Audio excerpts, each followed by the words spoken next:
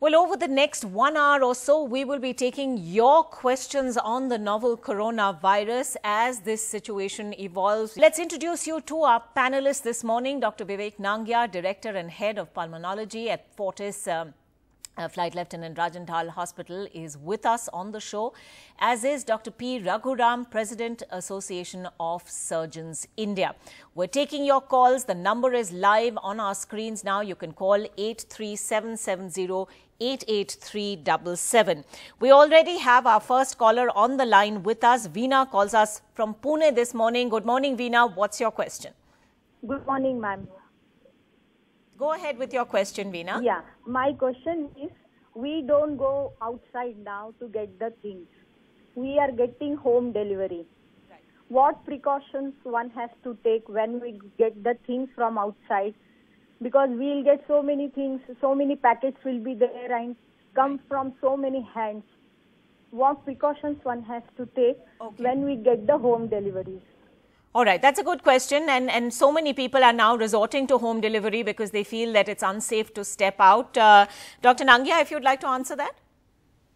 So basically, we need to understand that this virus, or actually we don't know much about this particular virus, but the other similar viruses that have existed in the past, the corona, the MERS, SARS, those viruses tended to stay on surfaces, inanimate objects for pretty long time. So here, when you're expecting, so far there is nothing to panic about, I would like to say, first of all.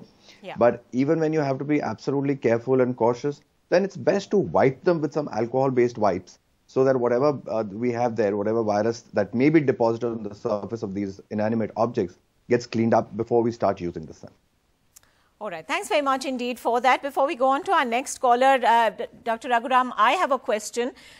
We heard at great length the Prime Minister give some very important messages in his address to the nation yesterday. One of those was the announcement of a Janta curfew on Sunday, which will begin at 7 o'clock in the morning and last through the day.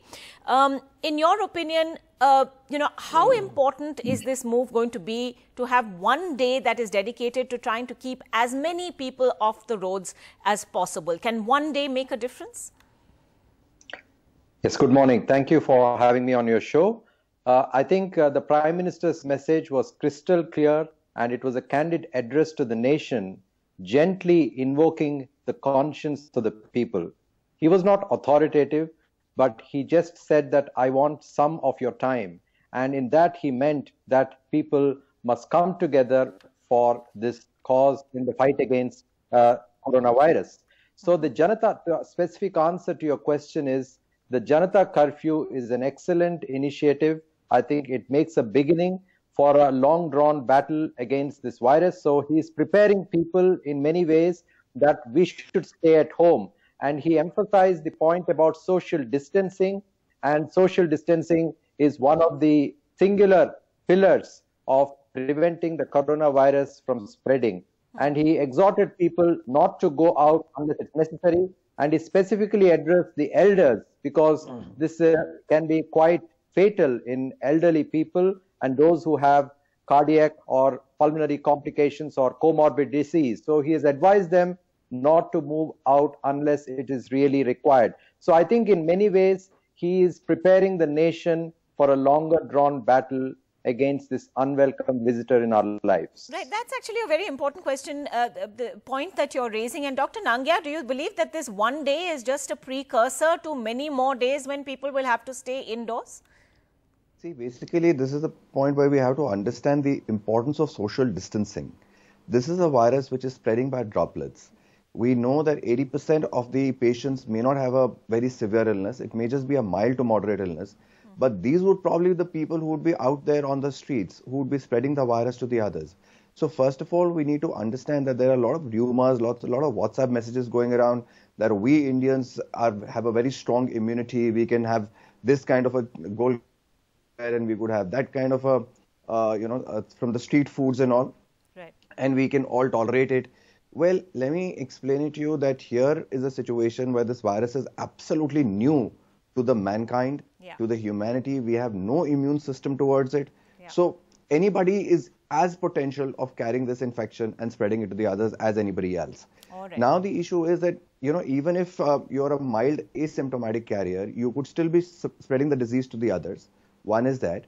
Second, we know that children tend to may not be having a very serious disease. Yet again, supposing they go out somewhere, they catch the infection, bring it back to the elders in the house, like the grandmother or the grandfather, or even a parent who's suffering with uncontrolled diabetes. So the likelihood of spread is very, very high. Right. And the spread rate of this virus is probably 10 times more than the influenza and the other viruses, the transmission rate. One person is likely to infect about 2 to 3 people.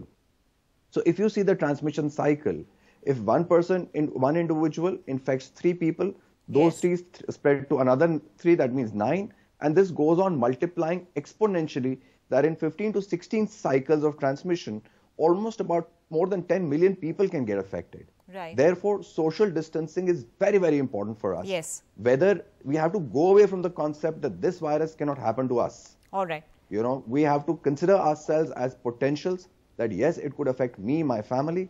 So we have to be taking those precautions. Indeed. Probably one day is just the onset. All right. And we should have more of such days where we could actually be staying indoors. Okay. Dr. Nangia, we have lots of callers online with us, so I'm going to take a few questions and then come back to you. Indranil Roy calling us from Kolkata at this point. Indranil, what's your question? Good morning, ma'am. Good morning.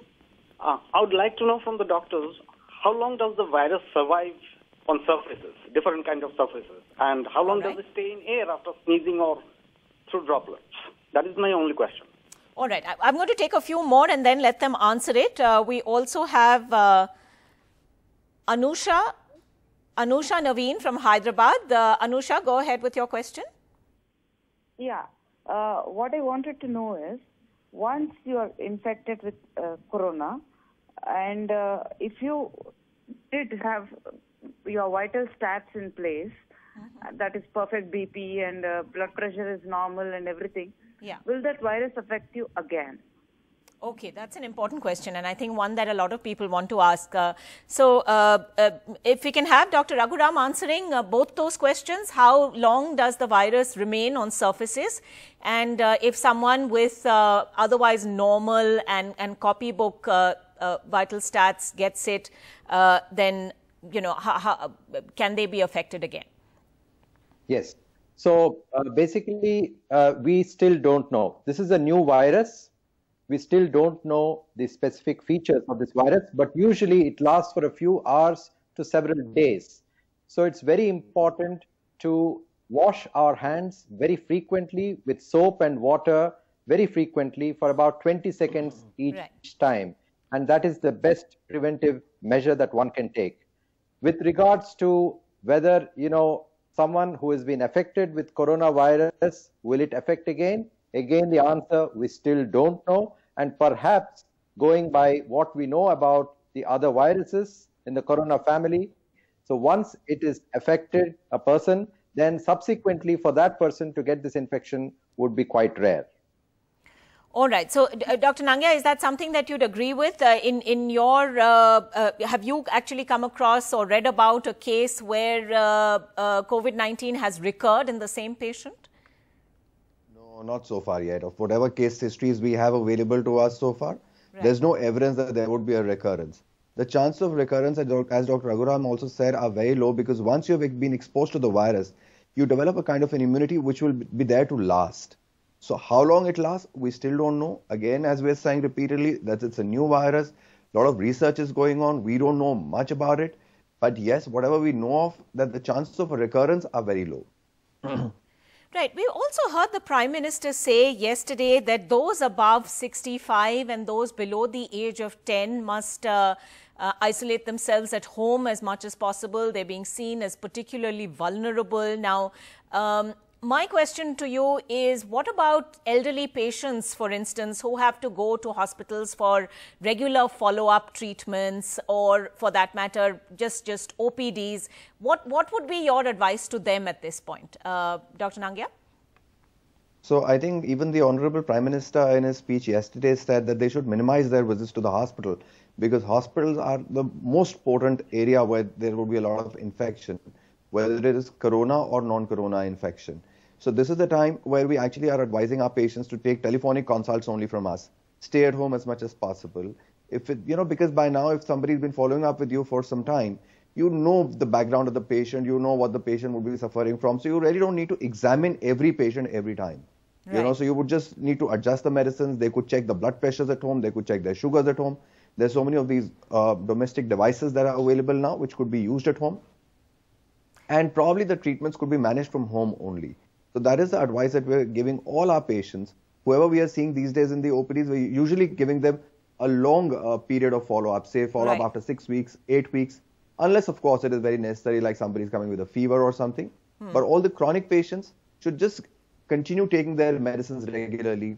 This is also the time when you have been repeatedly saying it's very important to maintain your sugars under control, blood pressure under control, cardiac status should be well maintained, the lungs should be well maintained with their regular inhalers, nebulizers, so that the vulnerability comes down. The chances of developing a complication, even if they were to acquire an infection, comes down then.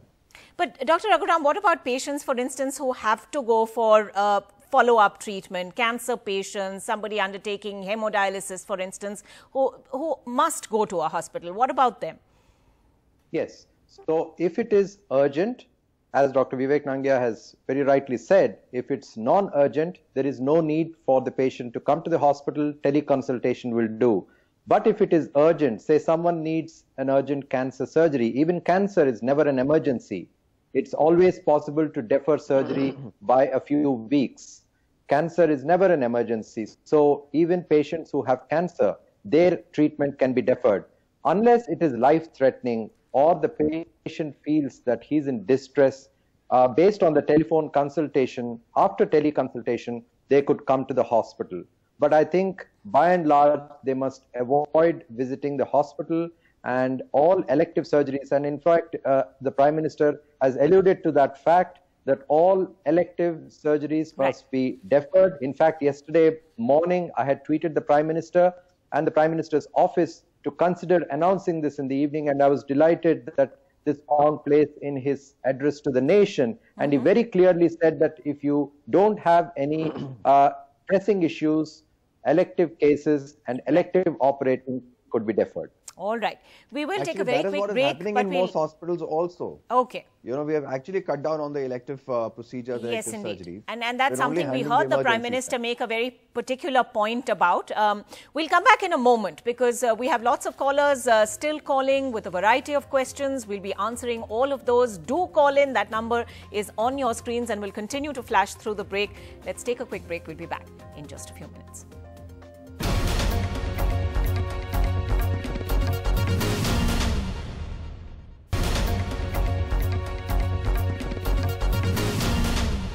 Welcome back. You're with our special coronavirus call-in show. We're asking you to call in and ask our experts. Inderjeet Singh from Chandigarh on the phone line with us. Inderjeet, good morning. What's your question? Good morning, ma'am. I have a couple of questions. Firstly, apart from these active and passive measures which we have to take against this coronavirus, are there any dietary instructions like what all we should be eating so that this virus doesn't get affected? And secondly, now since this corona scare is going around, should not be there some demonstrations by the municipality or the organization in various societies and colonies so that the people get more first-hand practical experience and knowledge to prevent against these problems? All right. We'll come to that in a moment. I'm going to take a few more questions. Syed from Mumbai is with us on the line. Syed, go ahead. Hello. Good morning, madam, and the panelists. My question is, while we are trying to take utmost care that we don't touch any surfaces, but certain things are absolutely unavoidable. Like if we do cash transaction with some small vendors, there is a possibility that in return we get cash or coins from them. So how do we protect ourselves? Because this is a very common thing which most of us will be having. So how do we protect ourselves from this particular issue of spread of the virus? All right. All right. So, Dr. Raghuram, would you like to take that first question about dietary instructions? Are there any? None at all. I think it's important to take a nutritious diet, and I think to build up your immunity is very important, because in those who are immunocompromised, the chances of this virus being quite infective is quite possible. So in 80% of the time, the virus, it's usually patients or people are generally asymptomatic. They don't have any symptoms or they have very mild symptoms. And in only 20%, it's quite severe. And I think it's very important that to realize that this is severe in elderly people, those who have comorbidities and who are immunocompromised. So I think taking a nutritious diet is important. Dr. Nangia, I think the second question was about, we're getting information from a variety of sources right now. We're getting, of course, from the news channels, from newspapers, but also resident welfare associations. There's so many WhatsApp forwards right now, some of them with mixed messages also. How do we distinguish between, what to actually follow and what not to follow? So I think it's very important to see the authenticity of the message, that where is this message actually originated from? Unless it's a message which is originated from WHO, United Nations, or the Ministry of Health, the Government of India, or any other reliable source, like an original medical journal, only then should we be relying on them, otherwise not. Otherwise, I absolutely agree with you. There are so many of these WhatsApp messages going around which actually brainwash you completely and give you a different picture altogether, which is probably not good at this time of when the coronavirus is spreading and we're actually facing an emergency kind of a situation. Dr. Raghuram, we had one more question about surfaces which get contaminated and what do we do, especially if you're buying something from a small vendor, etc. I think partly that's been addressed already on the show. You talked about sanitizing those surfaces also. But say, what about, one question that's popping up a lot is what do we do about newspapers? Should we discontinue them because those pass through so many hands before they get delivered to our homes? There's no right and wrong answer in this. I think it's important to avoid touching objects unless it is really required and frequently washing hands with soap and water for 20 seconds at least, many times in a day. I think that's the best way. All right. We'll take a quick break, another quick break, but be back to answer more of your questions. I'd like our panelists also to stay on with us. Thanks very much indeed. We'll come back in just a moment.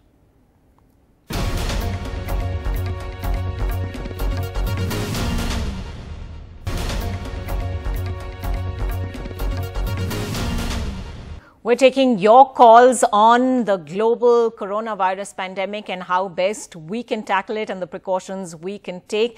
Dr. P. Raghuram continues to be with us, and we're also joined at this point by Dr. Suranjit Chatterjee, Head of Internal Medicine at Apollo Hospital. Thank you very much, Dr. Chatterjee, for being with us on the program.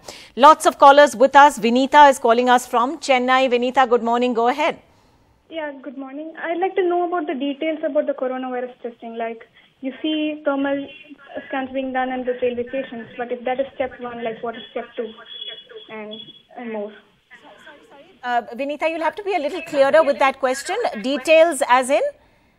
Regarding the coronavirus testing. Testing.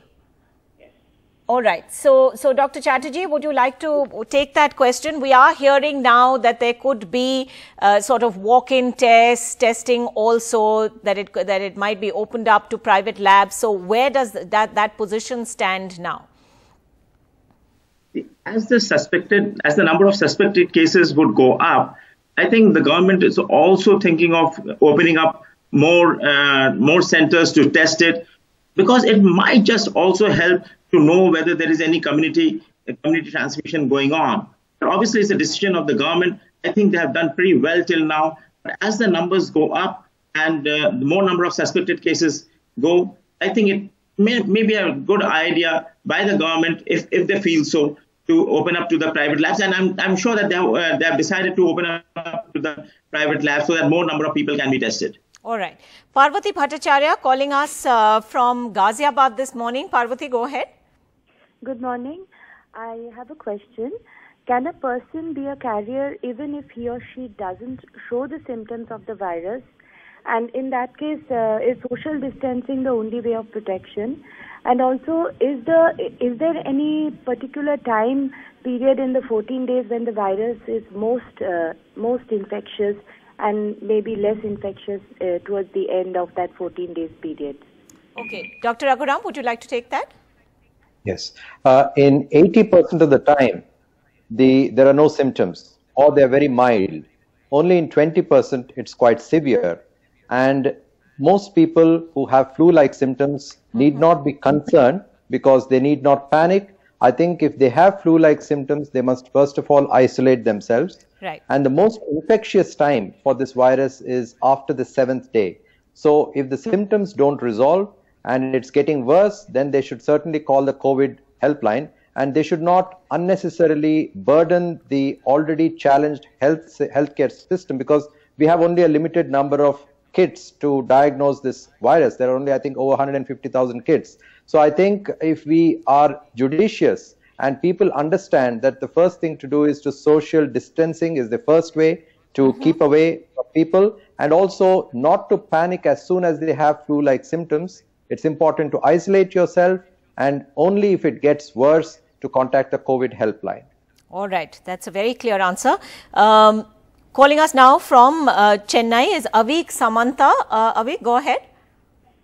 Hi. The Prime Minister in his speech has requested people to stay at home unless it is absolutely essential for them to go out.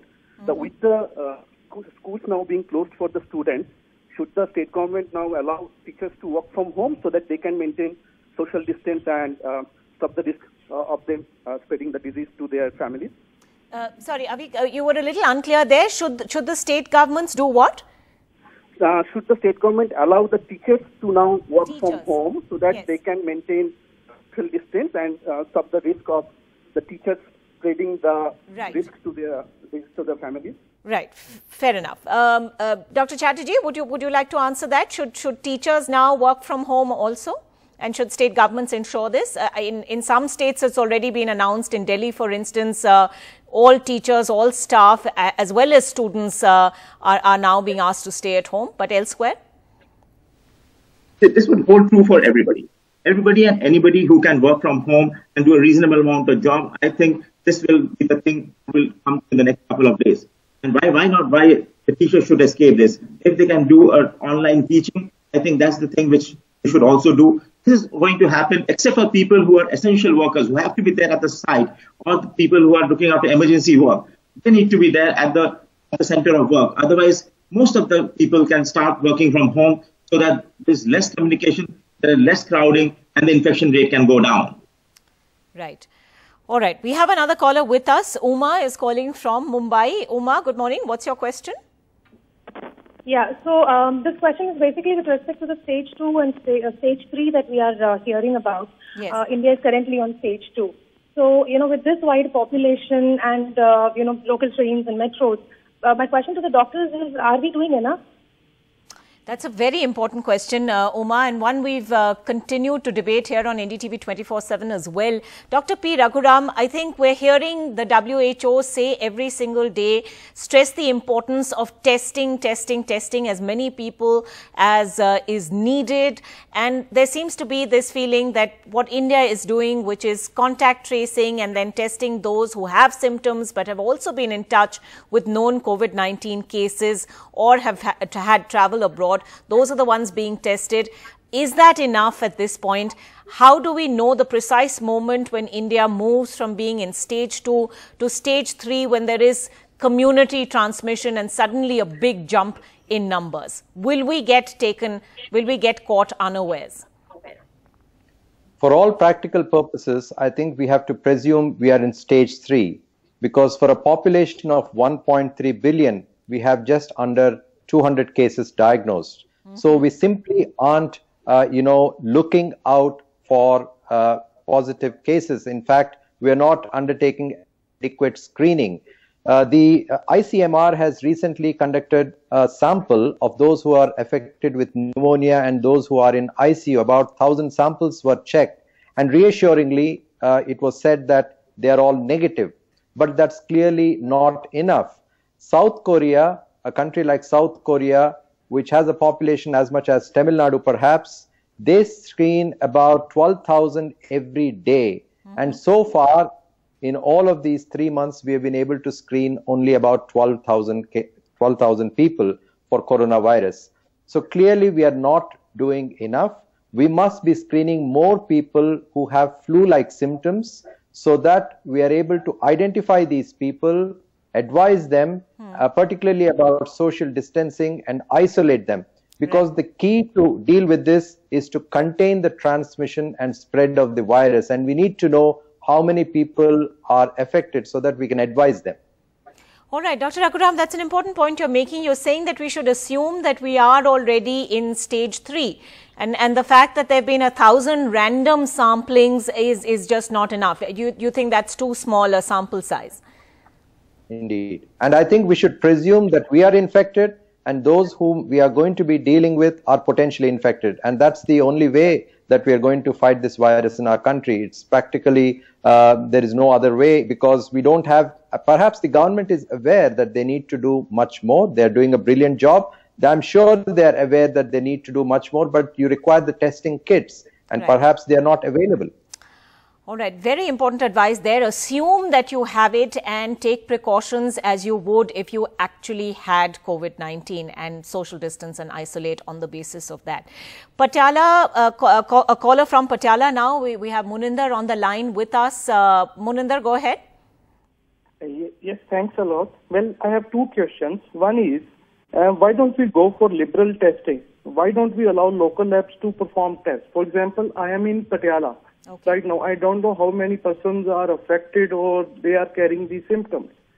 So, why don't we allow the local labs to perform tests? The second question is that some news have been published, especially in foreign media like The Guardian, related to the efficacy of medicines like Evigan, or Favipiravir. So, have we some data like this with the ICMR or other organizations who know the efficacy of these type of medicines? Do we have such type of medicines in our market in case somebody falls ill, or if they could be helped with such medicines? Okay, I'm going to, since you've asked two questions, we'll get answers on that quickly before we go to another caller. Dr. Chatterjee, would you like to take that question? Why not let local labs test? I mean, how does someone from Patiala find the nearest government testing facility? And, you know, if they're in a condition to travel all the way, would they not end up affecting more people? These are all valid questions. See, in the times to come, more labs will be opened up. I'm sure that more labs will be opened up.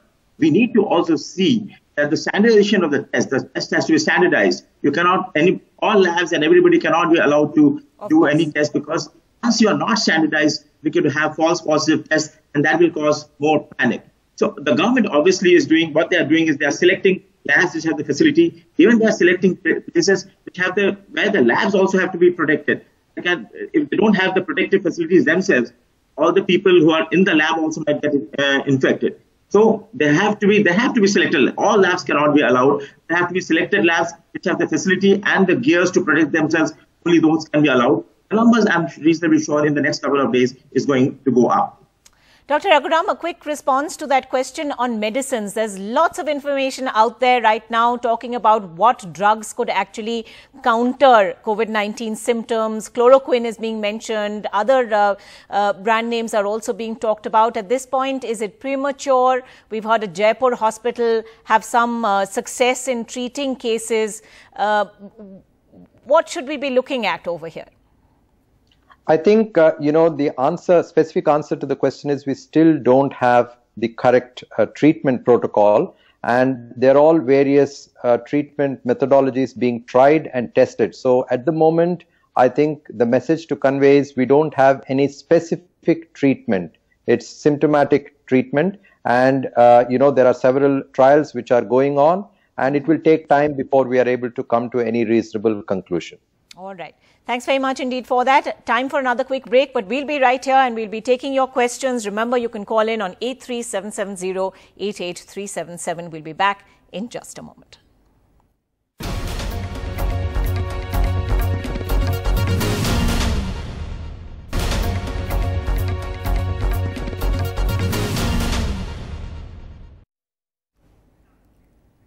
We're taking your questions on coronavirus. We're asking you to call in on that number on your screen. We have two callers with us right now. Maha calling us from Hyderabad and Vedant from Gandhinagar. Maha, your question first. Yeah, ma'am. So my question is, how many are aware of this pandemic disease and how should the other population should be educated? Okay. Vedant, what's your question? Yes, ma'am. So my question is that my mother is having a cataract in her eye. So as a family, we are planning to have her cataract surgery, and suddenly the Prime Minister has declared that we should be avoiding such kind of surgery. So I just want to know from the expert doctors that currently we are in dilemma. Like suppose the epidemic is not widespread currently in Gujarat, especially in Gandhinagar or Rajkot area. Okay. So we should be going forward for the surgery, or we should be waiting and suppose if we wait and then suppose the epidemic feels more widespread, okay, then when we are going to get the chance to have my... Okay, fair enough. The timing of the surgery, Dr. Chatterjee, this is, I'm sure, a question a lot of people have. Yes, it might be an elective surgery, but do it now or wait until later, where, if anything, things could be even worse? See, I would still think that elective surgery should wait. Why visit a hospital unnecessary? Why visit a crowded place? If it is an elective surgery, it should wait. And the doctors whom they are in touch with, they would be able to guide them much better. But I would still feel that elective surgery should wait. We think that in the next couple of weeks, things might just settle down. At this moment, we are really have to practice the social distancing. We have to see that we are not going to crowded places so that the infection rate goes down. Because if we unnecessarily crowd places, go do things which are unnecessary, and the infection rate might actually go up. I would definitely advise that elective surgery should be ideally postponed. So, Dr. Raghuram, the other question, of course, was on awareness. If we as citizens now have to make other people aware, you know, for instance, those who are perhaps who don't have as much access to information as we do at this point, if there are 2 or 3 tips that we have to, as all of us, share with other people, what would those be? I think, first of all, as a responsible society, it's our duty to spread the word around, to empower people around us about the importance. And I think you're doing a great job. You know, the print and electronic media are putting out advertisements, are doing shows to create that much needed awareness, which is reaching out to the entire nation. Right. And I think we should also remember that 70% of our population live in rural parts of our country. And some places, you know, the information may not be disseminated. So the government must focus on ways and means to mass educate people, particularly in rural parts of the country. And I think break that message down into very simple terms, as we saw the Prime Minister do a wonderful job of yesterday. Ranjit Rai is on the phone with us from New Delhi. Ranjit, your question? I want to ask you, it seems that China has overcome the tide. Right. And its hump is coming down. On television in China, one saw they have a system of artificial intelligence by which a person stands in front, gets the temperature, x-rays his throat, x-rays his lungs, and sends it to a computer with artificial intelligence algorithm. And the doctor says, infected, doubtful, the machine says, infected, doubtful, or clear. And the doctor looks at it. Mass testing is the answer which the Prime Minister spoke about, Boris Johnson spoke about. Why can't we, as a China watcher, I ask, why can't we ask China for help if this is true with our technologists of software and these doctors? All right, that's an interesting question. We'll come to that in a moment. Prasunna is with us from Vizag. Prasunna, your question? Good morning, everybody. So my question was basically about, so yesterday in Visakhapatnam, we had recorded the city has heard of the first coronavirus case, which was registered sometime late night. And what I wanted to know is, there has been only one case so far. I was in the area day before yesterday with some... Hello? Yes, we can hear you. Go ahead. Yeah, so I was in the same area day before yesterday for some time. So I want to know what are the precautions that people like me are supposed to take, because this person was admitted only on 17th of March. So do I have something to worry about, or do my people have something to worry about? How do we take care? Because this is a question of area now and the disease spreads very fast. Okay, fair enough. I think we've understood your question. The question over here is, she feels she may have come in contact with someone who has COVID-19. She's from the same area, as it were. What precautions does she need to take? Dr. Chatterjee? Yeah. See, you might be staying in the area which has a reported case of COVID. You have to be careful. But you cannot be I don't think that she needs to really worry. She needs to be careful. She needs to be watchful of her symptoms if she develops any symptoms. And because there has been a case in her area, she should visit the doctor or inform the doctor that she is developing such symptoms, and the doctor might send her to a designated center for evaluation. But everybody and anybody who stays in an area and there has been one death or one COVID case which has been reported, that they don't need to panic. They need to be only careful and they need to be watchful for their symptoms.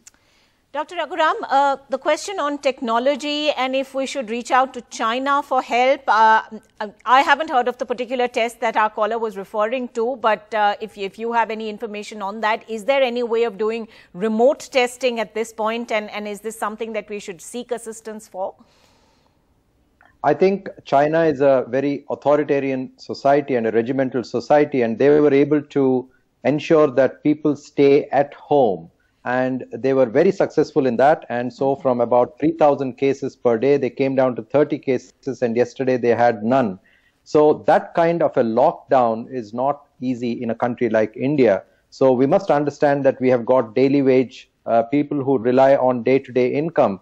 And so it's very difficult to lock down people. And certainly there isn't anything at the moment where you can remotely test. And I think we must, like we have this Make in India campaign, we must find ways to ensure that we are able to, undertake a large number of tests. And that is the key at the moment. We are not testing enough. Right. We need to undertake a large number of tests. All right. Thank you very much indeed, Dr. Chiranjeev Chatterjee and Dr. P. Raghuram, for being with us this morning and answering a whole host of queries. We'll continue to do this and bring you as much information as possible and respond to all your queries on COVID-19. As the doctors also point out, this is an evolving situation. There will always be more information that is available to us. Do keep watching. Thanks for joining us.